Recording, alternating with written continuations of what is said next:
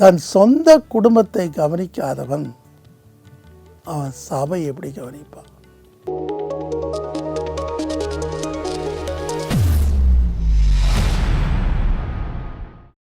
ஸ்தோத்திரம். சந்தோஷமாக இருக்கீங்களா? நிறைய பெற்றோர் பிஸியாக இருப்பீங்கள்ல. நம்ம சின்ன பிள்ளைகள் பேரம்பேத்தி எல்லாம் இந்த எக்ஸாம்னு ஓடிட்டுருக்கோம். உங்களுக்கு எனக்கு ஒரு வித்தியாசம் உண்டு. என்ன தெரியுமா? நான் எக்ஸாமுக்கு முன்னாடி தான் ஃபுட்பால் விளாட போவேன். ஆச்சரியமாக இருக்கலாம். எக்ஸாமுக்கு முன்னாடி படிக்கவே மாட்டேன். ஏன் சொல்லுங்கள் கண்ணு பிள்ளைகளா? ஏன் சொல்லுங்கள்? ஆமாம், எக்ஸாம் முன்னாடி இப்படி போராட்ட வேண்டியது இருக்கிறதும் சேர்ந்து குழம்பு போயிடும். ஸோ டெய்லி கிளாஸில் சொல்லி கொடுக்குறத நல்லா கவனித்து வீட்டுக்கு வந்து ஹோம்ஒர்க் முடிச்சுட்டு விளையாட போகணும்.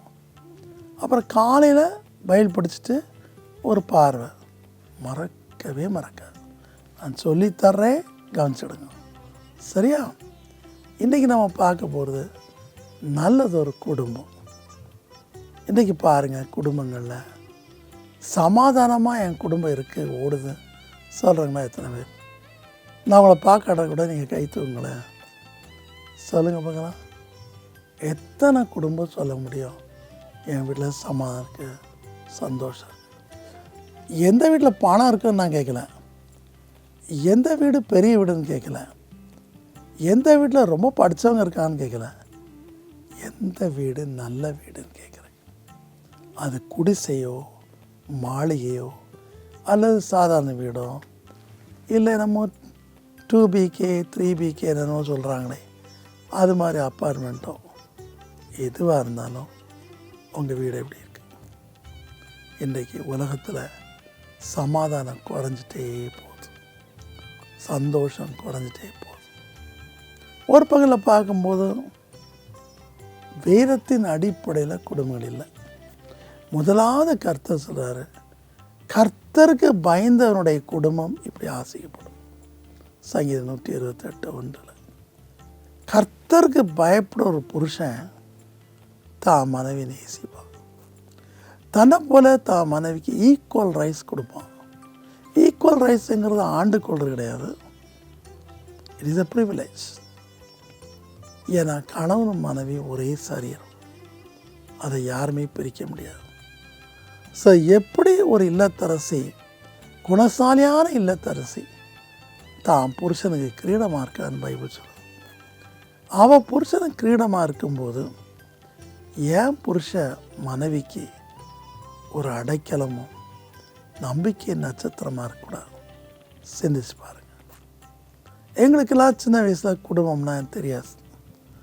ஏன்னா எங்களுக்கு அக்கா, அம்மா, அப்பா, தங்கச்சி எல்லாம் ஒன்றுமே தெரியாது. வெளியே வந்த ஏற்பாடு கூட எனக்கு அவ்வளோ தெரியாது. ஏன்னா நான் ரொம்ப சின்ன பையன், அதனால் சின்ன பையன் மாதிரி ஓடி அடிக்கிட்டேன். பட் குடும்பம் அப்படின்னு சொல்லும்போது எனக்கு வயசுக்கு வந்த ஏற்பாடு, ஏசப்பாவை பார்த்து எனக்கு ஒரு பொண்ணு பார்த்த ஏற்பாடு தான் எனக்கு குடும்பம். அப்போ கூட எனக்கு குடும்பம்னா தெரியாது. ஒய்ஃபாக இருக்காங்க, ரைட், அவள் செய்ய வேண்டிய கடமை என்ன? எல்லாம் செய்யணும். வீடு கூடணுமா கூட்டணும், துணி துவைக்கணுமா துவைக்கணும், சமைக்கணும். அவங்க வேலைக்கு போகிறாங்க, அவங்க ப்ரெக்னெண்ட்டாக இருக்காங்க, ஹெல்ப் பண்ணணும். இவ்வளோ தான் தெரியும், மறுபடியும் மற்றெல்லாம் ரொம்ப தெரியாது. ஆனால் நான் பைபிள் படிக்க ஆண்டவர் என்கிட்ட பல காரியம் சொன்னார். ஏன்னா என் ஒய்ஃப் ரொம்ப அமைதியாக இருப்பாங்க, ஜெபம்னிட்டே இருப்பாங்க. எனக்கும் ஊரே தெரியாது, உலகமே தெரியாது. பார்க்கறலாம் கொடுப்பேன். அவள் மெதுவாக ஒரு நாள் ஏசப்பா சொன்னார் என்கிட்ட, நான் உண்மையே சொல்கிறேன், இந்த பாரு, உன் வீட்டில் நடமாடுகிற தூதன் உன் ஒய்ஃப் தான். அவளுக்கு உலகம் தெரியும், அவள் சொல்கிற கேளு அப்படிம்பார். ஸோ மெதுவாக அந்த குடும்பம்னா என்ன?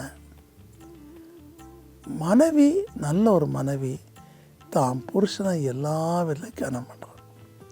தான் புருஷனை விட்டே கொடுக்க மாட்டான். என் மனைவியை பொறுத்தளவில் நான் எவ்வளோ ஒரு தவறாக பேசிடலாம், உலகம் தெரியாமல் இருந்துக்கலாம், அவன் நான் விட்டே கொடுக்க மாட்டான். ஹஸ்பண்ட்னா ஹஸ்பண்ட், அது போல தான் எல்லா விதத்துலேயும் எனக்கு அவளை குடும்பத்தை எப்படி தெரியாது. அவள் ஆண்டட்ட கேட்டு தான் புருஷனை எப்படி மதிக்கணும், கனம் பண்ணணும் என்கிறத அவள் தெரிஞ்சு வச்சுருந்தான். It's very important. நான் என்ன பண்ணுவேன்னா, என் மனைவி பிள்ளைகளை உண்மையாக நேசித்த தெரியுமா, அங்கே தான் முக்கியம். நேசிக்கிறதுங்கிறது சும்மா உலக அளவில் வெளிப்படையல்ல. அவங்களுக்கு தேவையான அத்தனையும் உயிரை கொடுத்து சம்பாதிச்சு அவங்களுக்கு சேவை செய்யுது. இது மாதிரி ஒரு கணவன் கிடைக்க கஷ்டம்னு சொல்லி கூட இருக்கிற மெடிக்கலில் இருக்கிற நர்சஸ், டாக்டர்ஸ் எல்லாம் சொல்லுவாங்க, கிடைச்சாலும் ஆனந்த மாதிரி கிடைக்கணும் அப்படிம்பாங்க. ஸோ வேத எபேசியர் 5 அதிகாரம் 23 6 அதிகாரம் 1-5 வரைக்கும் படித்து பாருங்கள். அதே மாதிரி பிள்ளைகளும் பெற்றோருக்கு எல்லா வேலையும் கீழ்ப்படியணும். என்னை பொறுத்தவரை நான் என்ன சொல்லுவேன் தெரியுமா, நான் எப்படி இருக்கேனோ, என் ஒய்ஃபை நான் அம்மான்னு தான் சொல்லுவேன், எனக்கு அம்மா கிடையாது. அம்மா எப்படி இருந்தாங்களோ அப்படித்தான் பிள்ளைகள் ஆட்டோமேட்டிக்காக வரும். உங்கள் ரத்தத்தில் ஊறின பிள்ளைகளை கனம் பண்ணுங்கள். நீங்கள் கால் எழுந்திரிச்சு ஜெபம் பண்ணுங்கள். கண்ணீரோடு தேவ சமூகத்தை தேடுங்க. அப்போ உங்கள் பிள்ளைகள் அப்படி வந்துடுவாங்க. நான் சின்ன வயசாக இருக்கும்போது வேலைன்னு போயிடுவேன். ஏன்னா சம்பளம் கம்மி, குடும்பம் முழுவதையும் பாதுகாக்கணும். ஸோ 1க்கு 2, 2க்கு 3 வேலை செய்வேன். ஆனால் சின்ன பிள்ளை ஜெயனை பார்த்தீங்கன்னா, அம்மா அழுது ஜெபம் பண்ணுவாங்க. என் வீட்டுக்காரர் என்ன ஆச்சோ, எப்படி இருக்காங்களோ, என்ன இதில் இருக்காங்களோன்னு சொல்லி ஜெபம். இந்த பிள்ளை என்ன பண்ண தெரியுமா, அம்மானுடைய மடியில் உட்காந்து முக்காடு போட்டு அதுவும் அழும். அது ஏன் அழுன்னு அதுக்கே தெரியாது. அதுவும் அழும். அம்மா அழுதா அதுவும் அழும். அம்மா டங்ஸ் பேசினா இதுவும் டங்ஸ் பேசும் 2 வயசுல 3 வயசில். ஸோ பாருங்கள், அந்த ஜீன், தகப்பன் தாயினுடைய ஜீனு அந்த மகளுக்குள்ளே வருது பாருங்க. புருஷனானவன் தான் குடும்பத்தில் எப்படி இருக்குன்னு விசாரிக்கிறவனாக இருக்க வேண்டும். தெளிவாக பவுல் சபைக்கு சொல்கிறான், தீமோத்தேயுட்ட, தன் சொந்த குடும்பத்தை கவனிக்காதவன் அவன் சபை எப்படி கவனிப்பான்? இன்றைக்கு உங்களை பரிசோதித்து பாருங்கள். நல்லதொரு குடும்ப வாழ்க்கை வாழுங்க. பிள்ளைகளுக்கு முன்னாடி கண்ட சினிமா, கண்ட படங்களாக பார்க்காதீங்க. பிள்ளைகளுக்கு முன்னாடி சண்டை போடாதீங்க, கெட்டார் சொல்லாதீங்க. அப்போ உங்கள் குடும்பத்தை அழைக்கும். இயேசுவை மனம் இறங்கும். இன்றைக்கி எத்தனையோ குடும்பங்களில் நிம்மதி இல்லைப்பா. கண்ணீர் கண்ணீர் கண்ணீர். 2 பேர் சம்பாதிச்சா கூட அதில் நிம்மதி இல்லைப்பா.